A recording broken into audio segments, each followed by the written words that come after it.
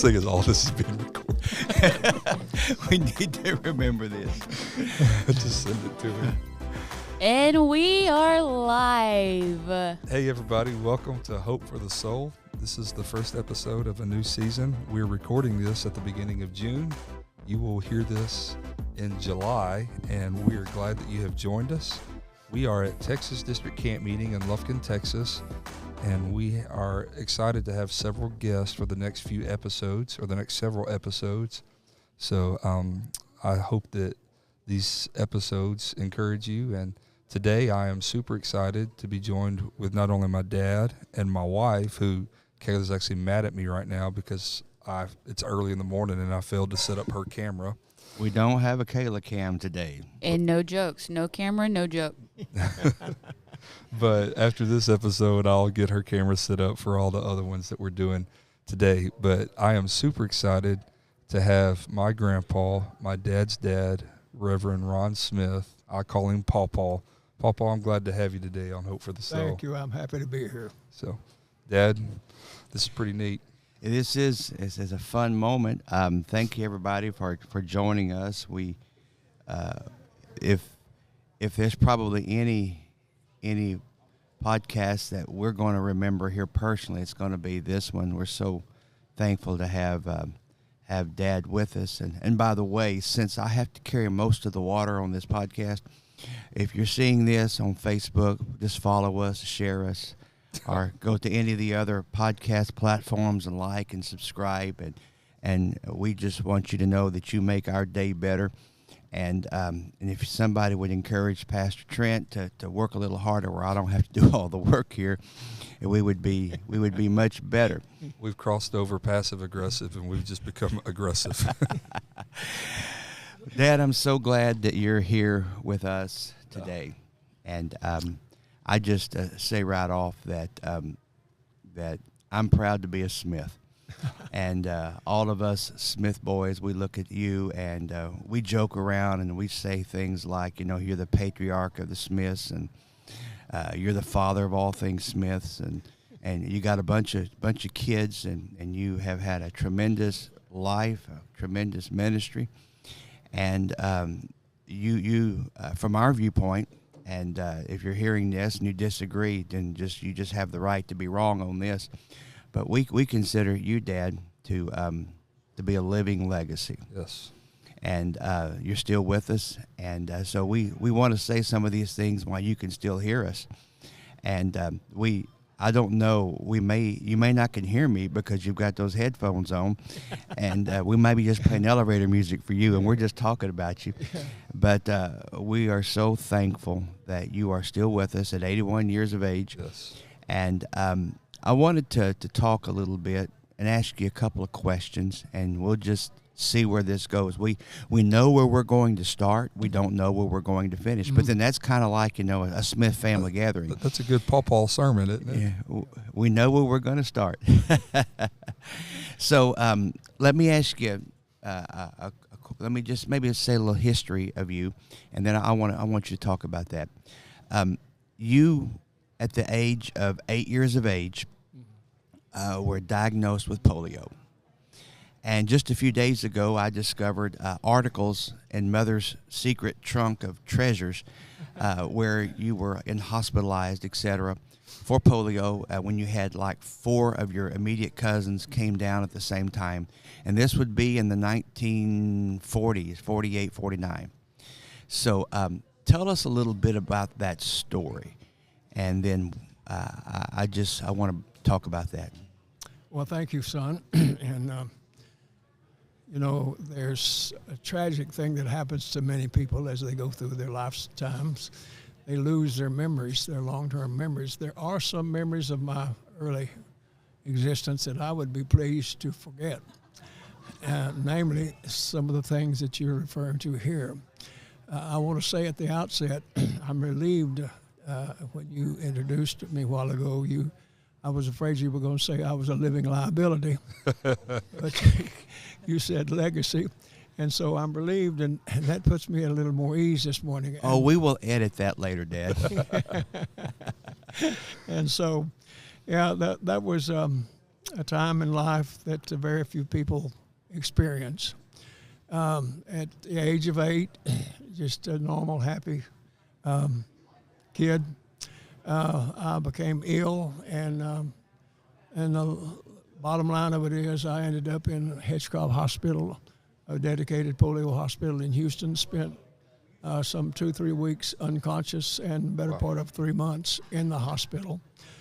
And from the time, that was the second grade for me, and my mother or my father, one, before the I-45 or I-10 existence, would pick me up at early afternoon at school and drive on those brick roads to Houston for some 4 years. Wow. For therapy for several times a week. And so it's a unique history for anyone to have experienced and to have lived through that. And in my recollection of precious memories or bagged memories, I have to say that the number one memory of my life, and it's difficult for me to talk about it, but when I awaked and regained my consciousness, I was lying in a huge room full of old iron lungs that looked like submarines, and hissing and puffing, and people were in them, and they had one standing by for me, but fortunately I never had need of that. And but when I awakened to consciousness, my old pastor, Brother V.A. Gidrose, in gown and mask, was sitting by my bedside, and I awakened, and I recall literally the first conversation I had after regaining my consciousness. I looked at Brother Gidrose and I said, "Brother Gidrose, I'm hungry, and I want some scrambled eggs." And then I said to him, "And Brother Gidrose, if Jesus will heal me, I will serve him all my life." So, excuse my emotions, but this is real. This is not something that I read in the book. Yeah. It's something that I lived through. 73 years ago, yes, you awoke, and having been unconscious, and after asking for food, you made a promise to the Lord, yes, and to Pastor, "I will live for God, yes, all of my life." And that turned into a ministry, and then it turned into a bunch of kids that are scattered around the world, and it turned into somewhere. Well, you met our mom right here on the campground. Yeah. Did you get your don't Mama's here? Okay, so Mom, don't pay attention to this. Did you sneak your first sugar from Mama on this campground? Don't tell us where if it wasn't here. We just want to know if it was here. Well, it's kind of an unusual deal. I was with my buddy. I won't name him, but you'd know him. And he was after joy. All's fair in love and war. Oh, yeah. He wanted me to go to St. Augustine and see joy, and with him. Well, I wasn't going to court for him, if you understand. So the man's got to do his own thing. The man's got to do his own thing, and he wasn't man enough.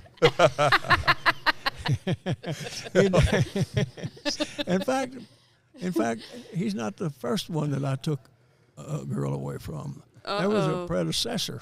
And attaboy, Poppy, Papa, attaboy.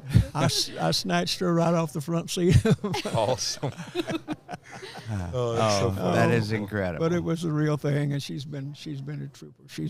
She's put up with a whole lot in the last 62 years. So. Oh man. Yeah. Okay, so before you stole Mother from what's his name? Yeah. That's a good name. That's great. You were about, I guess, 9 or 10 years old. You were going back and forth to Houston. Yeah. You were wearing a brace every day. Yep. And for the therapy, etc. And you went to a gospel meeting. You went to a service. I did. And that's where the miracle took place. Right. And so tell us about that. Well, as you said, I was taken 4 or 5 days a week back to Houston for therapy, and one of those trips, I was sent to a Dr. McGee, who was a rehab guy, I guess, and he fitted me and measured me for a brace that would be worn beneath my knee and around my foot. And so he measured me, and we left his office and went to another doctor that built these devices. And then we went home. And that night there was a revival. I lived in Baytown, and there was a revival in Seabrook, which is 25 miles away from us. And so we went to the revival service that night. And the preacher was praying for the sick. Now, you got to remember, I'm 8 years old, okay? And I told Mother I wanted to go be prayed for. So she said, okay, and I went up and he prayed for me, and there were no lights flashing and no thunder, no nothing. It was just, prayer. And so I went back to my seat, and I told Mother, I said, Mother, Jesus touched me. And she said, oh, okay, son, and patted me on the head, you know how you do. And so the next week, there was a week transpired, and I was to go back by the brace guy, whoever he was, and get that device on my leg, and then go back to Dr. McGee, who had prescribed it all. And so we do that, and I get at Dr. McGee's office, and he puts me on an examining table, and he straps that device on me, and he looks at it, and he scratches his head, and he said, this is not right. He said, I know I measured this right. This is not, come here, son. And he took me off the table. He took me out in the hall of his office suites. And he said, now walk. And he watched me walk, and he turned, and he said, come back. And he walked again. And he said, turn around, walk again. And he got out on his all fours, and he crawled behind me down that hall. I can remember it as if it was this afternoon. Mm-hmm. And he said, I can't, I don't know, this brace don't fit. It's too little. And so I remember specifically saying, I know what's wrong. He said, what? I said, Jesus, heal me. Wow. Well, obviously he didn't thoroughly and completely restore me to birth status, but he did heal me sufficient that from that time on, I never addressed in my mind the subject of disability or difference. I just grew. And through my years, I think Kent said to me one time that, Daddy, we never heard the word disability in our family, and we didn't know you were disabled. But I walked a little different, and I still to this day walk a little different, but it's 1,000,000 miles, almost an eternity away from where I sit today and where I was that day. Oh, my. And I cannot tell you, I visited many nations, preached out of the country, preached all around, preached, and that's all we knew was church and God and preaching and the ministry and pastoring, and so to God be the glory. So now obviously this is an attitude that was in our home from our earliest. We always, there was always this quiet thing that Dad had, that you had polio. We didn't understand what it meant, but we did know that you have two legs that are very different, and we teased you about it over the years. And then because you've got one fully developed leg and one is kind of bone and skin, some sinew in there, and which has been your bad leg all of these years, but literally.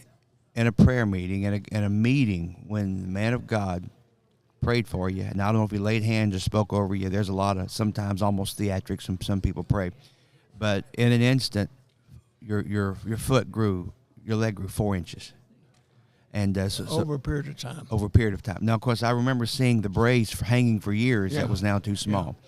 Yeah, I remember that thing hanging there. I used to walk by and say ugly things about it. That's great. But you touched on something that I wanted to ultimately get to, and we'll get there sooner, and that is you have lived with a handicap for nearly 75 years, but I guess you've had that handicap, but you've never let that handicap have you. Well, yes, I think you're right about that, but I discovered or decided many years ago that a man's not disabled until it gets between his ears. Wow. And when your disability gets in your head, then it does a lot of damage to you overall. That's quite a profound Smithism right there. Well, you remember, son, you were talking about my family life and their siblings and our family and all that a while ago. And you remember at one of your anniversary services, you invited me to speak, and I spoke, and I took my text from the book of Samuel, and my subject was Every City Needs a Smith. Yeah. And so... I've got that pulled up in my notes because I knew you were going to go there. Look at this, Papa. There was no blacksmith to be found throughout all the land. 1 Samuel 13.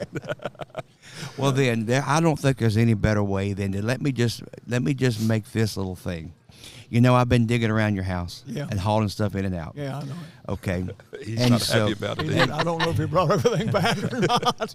He didn't. I rearranged things for you, all right? Okay, yeah, but now I put everything back where it was, and my brothers and I, we've all decided that we're going to fight over a little leather sermon. Beat that. I'll auction it off to you. No, we want to wait. We'd rather fight than pay you for it. But I will let you know this, Dad. And I guess we'll do this on camera. You mentioned the scripture. Trent has read the verse, and there's a forthcoming book, and the title of it is "Every City Needs a Smith." and the foreword is your delight in thinking that one of your preacher boys is now on site, and since you got one of your boys on site, everything's going to be okay in this town and in this city and in this church. So I think that, you've been very suspicious, but we'll just let you know it's forthcoming this year. Well, that's exciting. And So, Papa, I want to transition to, so we talked about your childhood and then obviously how you and Mama met and how you swooped her off her feet from another man's front seat. He wasn't much. He wasn't the first one either. Wasn't the first one.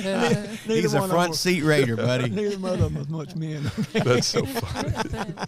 But then, so I guess shortly after you guys got married, if I understand correctly, you drifted from the Lord and then you came back to serve Him. I did. I wasted prime years. I wasted 3 or 4 years, I guess, of my prime life. Wow. But I could never arrive at any place, in any circumstance, whatever, that I could lay on my bed at night and not remember the promise that I made to the Lord and remember where I was and remember where I was not. Yeah. But when I prayed through, I think I was 26 when I prayed through. And, when I married Mama, I couldn't spell sin. And I went off to the University of Houston. All I knew was church and church family. And when I went off to the University of Houston, I found sin. I found it in capital letters, okay? And I never did drugs and all that kind of stuff, but I just was lost. Yeah. And when I prayed through, I renewed that commitment to God, and I said, now, God, I received a powerful experience of the Holy Ghost, very powerful. And I said to the Lord, I'm either going to be a real Pentecostal, a real apostolic, or I'm not going to be anything. And that commitment brought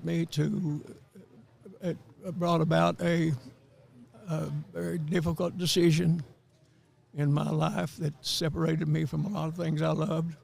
And in fact, it separated me from people that I love dearly. Oh. But my kids, Kent and Kay and Andy, were very small, and they were coming up, and I could remember the atmosphere of family life, I want to say this carefully, that I was raised in. And there was a lot of confusion, a lot of turbulence, a lot of disagreement with the church and so forth and so on. And so at that point, when I received the Holy Ghost, I made a commitment to myself and to God that I would not allow my children to be raised among an influence that included disagreements with the man of God, disagreements with the church, disagreements with lifestyle. And so I look back, I think I mentioned this to Kent one time, and some time ago, and I look back now at 81 years of age, and I still have no regrets, because I'm sitting here with sons. I have 3 sons that are preachers. I have grandsons. I have three grandsons that are ministers, and God owes me nothing. Wow. Wow. So when I think, Papa, of you and Mama, all I can think about, as far as outside of the context of our family and our relationship between grandson and grandfather, but all I can think about is building the kingdom of God. And you and Mama have made the commitment not just to be good Christians, but you've made the commitment to build his kingdom and let him use you, and nothing was off limits. And so let's talk for just a few minutes about the places you pastored, or maybe just talk about ministry in general. Talk about your burden and your call, and why you pastored how you did. Well, Mama has told me several times through the years that she said, honey, the reason that you have been able to accomplish the things that you've accomplished is because you were just too dumb to know you couldn't do it. Ignorance is bliss, isn't it? Yeah. And so I don't want to be misunderstood. I don't mean this in an egotistical or braggadocious way, but there just was no challenge when it comes to the work of the Lord. If it's out there, let's do it. And had some phenomenal experiences along the way. I built some churches, and as a result of the Lord using us in a very simple way sometimes, that legacy, if you call it that, some of the churches that we built have been, through the years, are very successful, and they've had some storm damages and completely destroyed, and the insurance proceeds helped a whole lot to build some beautiful, beautiful places. And so that all, when I sit and think about it, what else could God have done for me? What else? I don't have an answer for that. It kind of got quiet, didn't it? He's faithful. What else? Yeah, I've been blessed to be a part of a great organization. I love the United Pentecostal Church. I've served on committees. I've served on the district board. I've been blessed. I need to say this. I have expended a great deal of energy in my lifetime ministerial to preserve, protect, and promote the name Smith. Yes, you have. Not from a prideful way, but I just I didn't want to live in any way that would handicap my children.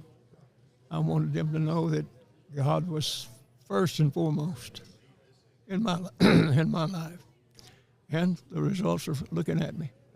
They're not all here, but they're out here. Yeah. Dad, a couple of things you told me over the years. First off, to never get a spanking at school, because if I got whipped at school when I got home, I was gonna get another whipping. So just don't get whipped if I don't want to be whipped twice. Let me ask you a question. Yeah. Do you ever remember one single time I whipped you? Oh, Dad. With anything besides my tongue? No. I can share some stories now, okay? And since my younger siblings are not here, I will say this: the measure of expectancy and demand of my behavior was very different than what was demanded on the one that was born 19 years later. Oh, you just say that. That's funny. But you also told me to never get in a fight. He said, and if you get in a fight, you're going to get whipped one time, so you better win the fight, because when you get home, I'm going to whip you. So you stay out of the fight, but if it happens, get in the fight. You better win it. But there's two more things I want to mention that you've told me, and another one was you said never lie to me. Mm-hmm. Never lie. He says, because I'll fight with you to the end of the world. I'll stand with you. I'll back you up as long as I know you told me the truth. But once you lie to me, once you lie to me, I can never believe another thing you say. And so you weren't willing to put yourself out on the line if you knew we were lying. And then the final thing that you always told us, that right is right when nobody's doing it, wrong is wrong when everybody's doing it. Mm-hmm. And these were the little things that you said that drove into us honesty mm-hmm. and integrity. And I will say that probably there is a little pride in the Smith tribe on being a Smith, and it came from you. You made sure we looked after that name. He just said, "Well," and so I'm glad. I am proud to be a Smith, and I know that my brothers are, and my sisters, though they've married and have different names, that's still in there. And then your grandsons. We are all very proud and very thankful that you wound up being the guy that told us that we got to do right, we got to live right, we got to act right, and then you gave us an example of not putting up with other people's duplicity and their garbage, yep. Because you had an eagle eye to spot obfuscation. You could spot insincerity, and you were quite adept at at teaching us that we don't tolerate some types of behavior. Because if you found it in us, if you found it in me, you beat it out of me. If you found it in my younger siblings, you might have put them in timeout. I don't kind of remember what you did with them. And our mother's here today, and we didn't get her in front of the camera, but we also know that yeah. You would not be where Absolutely. Without her stability and her putting up with you. I have said as recently as 8 o'clock this morning, or later, maybe late last night after the service, I have made this statement. I see Mama's raising up and looking at you right now. I thought it was our grandmother Baldry over there for a minute. She gave you that eye. I realized and learned many, many years ago that Mama was much smarter than I was. Mama has a mind that is very, very keen, and you talk about my ability to detect. Nothing passes Mama. And all the times that I've been blessed to preach and all the places that I've been blessed to preach, the most sincere to me, the person sitting out there listening to me, that I wanted to come across as genuine to was my wife. Wow. Because I had to go home with her. Absolutely. And she did my laundry, and she cooked my food, and she was much more than 50% of my ministry. She worked unendlessly through the years, and she'd do the dirty work, and I'd get the credit. Oh, we all knew that. I know. Go ahead, Dad. Our time is beginning to run here, but you often told us a story that you and Mom had gone somewhere, and you one time received a small offering, and y'all looked at it. You looked at it in the car, and I need you to tell us about that, because I think it would be neat to have the whole world hear this, where that you had put some in the offering and Mom had put some in. Oh, yeah. Well, I was serving on the district board back in those days, and it was in the Corpus Christi area, and had a missionary visiting with us, and he stayed with us about a week or so and worked out of our house. And I had a new pastor over in Laredo, Texas, that needed something, so that evening, I invited a missionary to go with me, and it's 150 miles across the desert from Alice, Texas to Laredo, just nothing but rattlesnakes and immigrants and cactus and deer stands. You know, it's like being on the front line of Vietnam when you drive through that highway. And so we went there, and the guy had rented a very nice house and started the church in the house, and And so we had church, and he got up. He was a little bitty guy. He was about 5'2", and he wore elevator shoes. And he had that small man complex, you understand? And he got up and he conducted. There was me and the missionary, and him and his wife, and one man that worked for the Border Patrol, and his 2 teenage kids. That was all that was in the church service that night. And so he conducted that service like he was leading the district camp meeting service. Man, I mean, it was full throttle. And so it come time to take up the offering. He said, "I'm never going to receive the offering." Well, I didn't expect an offering because, my expenses were taken care of anyway. So they passed the offering plate, and I put a 20 in, and the missionary put a 10 in, and that was all. And so the service was over, and I spoke and did what I had to do out there, and it was over. And so it's time to go, and it's 10 o'clock at night by now, and we got a long drive back to Ransom. And so we get in the car, and we pull out of the driveway, and I said, "Sir," I said, "Brother," I said, we need to tank up on coffee. We need to stop at McDonald's and tank up because it's a long ride through that desert." He said, "Okay." So we get to McDonald's where there's some light, and I said, "Let's see what the Lord did for us tonight." And I opened I had my 20 and his 10. And we laughed all the way home. So we get home about 2 o'clock in the morning and get up in bed. And next morning we're up early drinking coffee, sitting around the table. And I told you your mama's smart. That's where I'm going with. Okay. and perceptive. And so we're sitting around the table drinking coffee. And I told that story to the wives. They didn't go with us that night. They would say, and I said, and I opened up that sack, that offering envelope, and I said, I had my 20 and Robert's 10. And Joy popped up and said, "Well, if you'd have given more, you'd have got more." That's funny. You put more in, you'd have got more out. Yeah. That's a sermon right there. Yeah. That's funny. Well, Papa, you and Mama certainly have given all to ministry and to family.